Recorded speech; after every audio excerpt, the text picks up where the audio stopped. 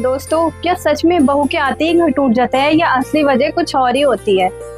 चलिए देखते हैं। पहले हमारा घर भले ही छोटा था, लेकिन दिल सबके बहुत बड़े थे। सब साथ में हंसते खेलते थे, साथ में खाना खाते थे। हाँ, लड़ाई भी करते थे, लेकिन कभी भी कोई भी एक दूसरे से दूर जाने की बात नहीं करता था। और मैंने सोचा था इस घर को अपना घर बनाऊंगी, पर ऐसा भी तो कुछ नहीं हुआ ना ननद जी। और मुझे ये लगता था कि मेरी एक बहन आ रही है। पहले ऐसे नहीं होता था घर में।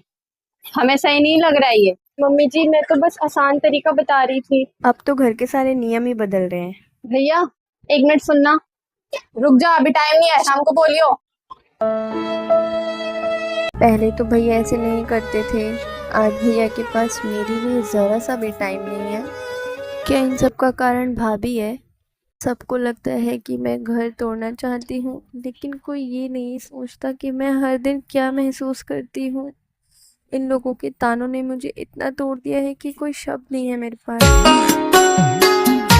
अभी आपके आने के बाद हमारा पूरा घर बदल गया है। अब बुरा मानो चाहे भला, अगर आप लोगों को ऐसा लगता है कि मेरी वजह से आप लोगों का घर टूट रहा है तो ठीक है, मैं चली जाती हूँ।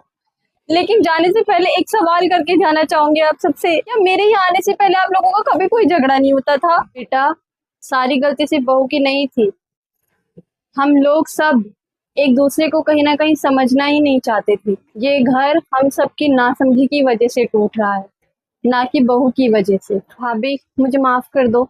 मुझे ऐसा लगा कि आपने मेरा भाई छीन लिया, पर मुझे अब समझ में आया, रिश्ते छीनने से नहीं, निभाने से बनते हैं। कोई बात नहीं ननद जी, इन सब का जड़ बस गलतफहमी थी।